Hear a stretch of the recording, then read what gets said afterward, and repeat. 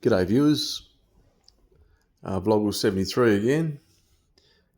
I am in View-to-Lay condo in Pattaya and I'll just turn a few lights on. I was playing with my camera. I had a few people say that the screen comes up on TV too narrow, and I've got one of these flip phone razor thingos. It's only new. But I was lying in bed and turned it sideways, and then it just turned into a video camera recording. So sort of caught me out a bit. But this huge, really nice big room, all the way back here, it must be probably 40 plus square metres. You got your microwave and fridge. Yeah, you can see all that.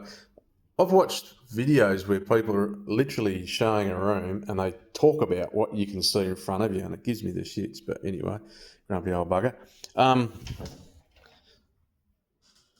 So it's big, and little things sort of bug me sometimes. Like, when you turn the water on in the shower and it takes ages for the warm water to come through, or it's hard to regulate the temperature, and you're either getting burnt or getting frozen. But here, this place ticks a heap of boxes. It's immaculately clean, the room's big, the water comes through, the temperature control's perfect, it's got Netflix on the telly, and a desk and heaps of room. I've told you, I've got a few health issues and things like that, so I'm going travelling for a while. Look at this suitcase full of bloody medicine. It cost me $600 bucks. But hopefully that's on the way down. I'm losing weight at a rapid pace since I've stopped drinking. And nice big balcony here too.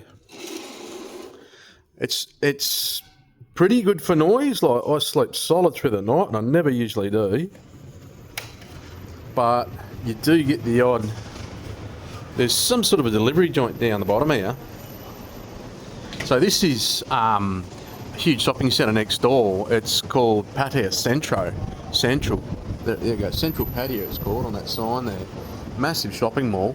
And down the bottom there, you can see there's some kind of a goods inwards type thing. And once old mate, and there's the beach down there. Once old mate down here gets going on his whistle trying to hurry the trucks along for the delivery, it can get a little bit noisy. But it's actually not too bad. And at night time, there's the Hilton right there.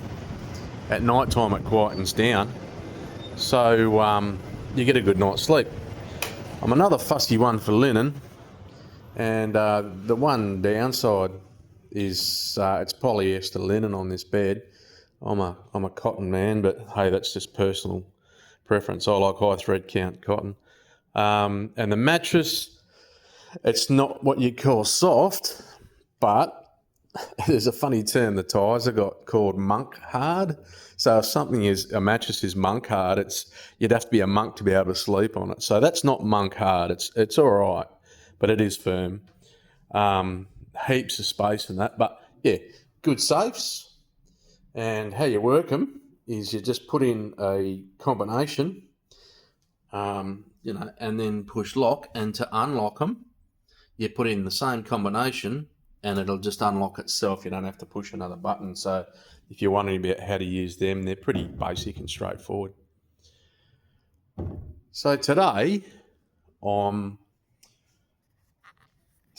heading. They've let me do a late checkout. I asked, like, at $50 a night, and that it's good value. And I asked about if I could possibly rent it for the month, but they said high season's coming up, and they're only doing, they make more money to do rental by the day, like $50 a day.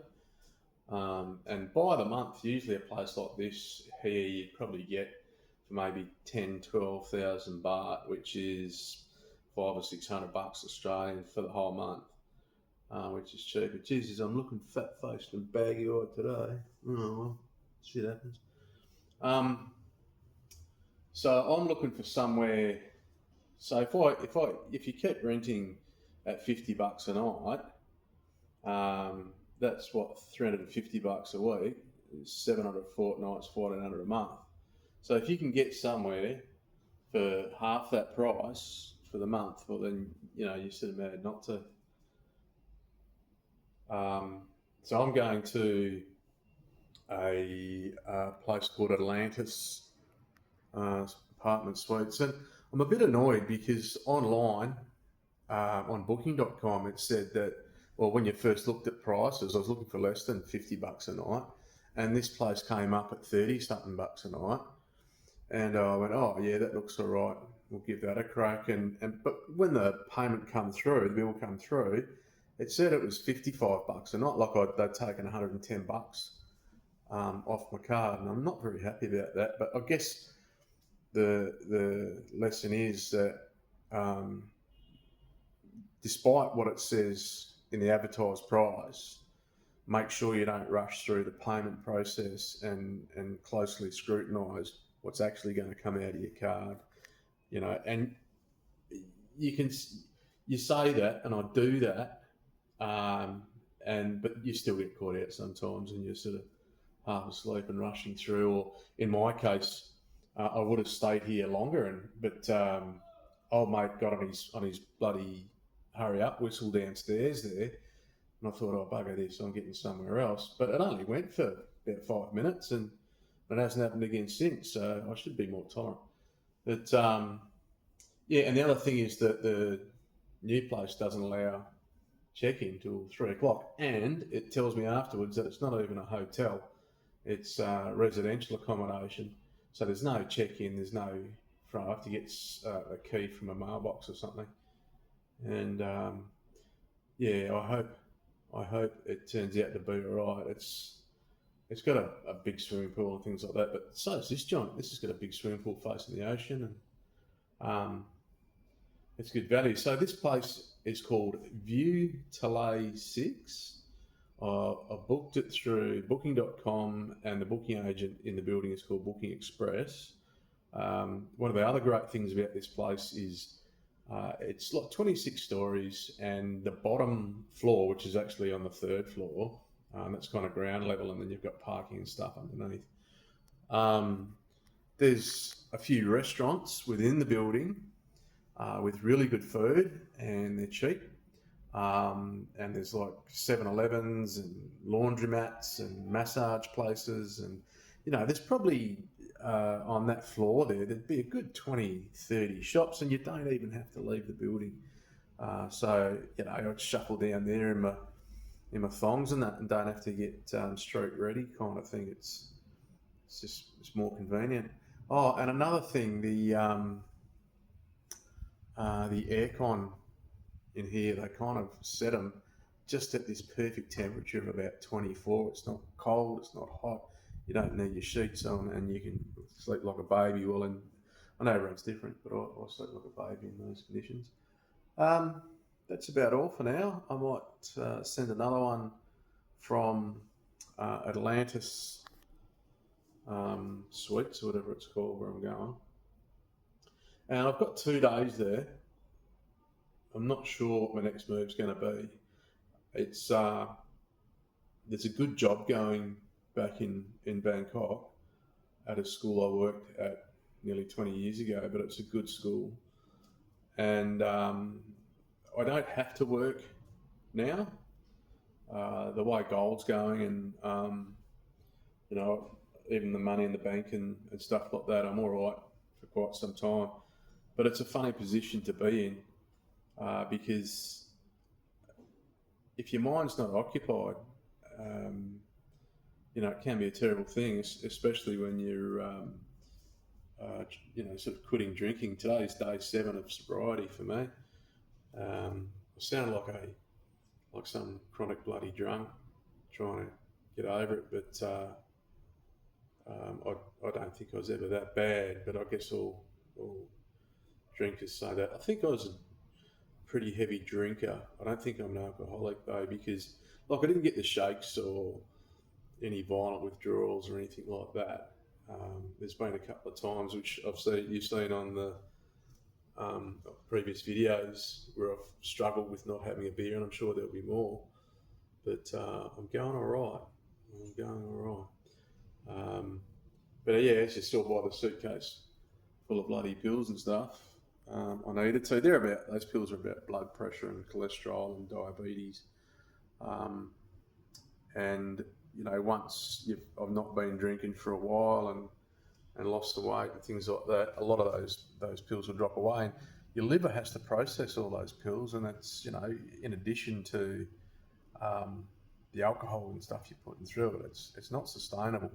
And the doctor, when they take blood, they look at stuff it's a protein that your liver produces called albumin, and if it's over, I think 7, there's cause for concern.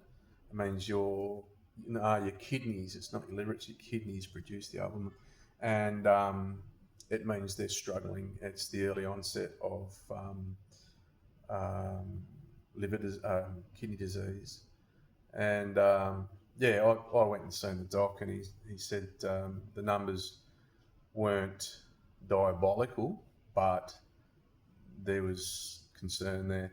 And so, how your albumin's high as a drinker, and that when you go for a pee, um, it's fairly foamy, like a pissicino.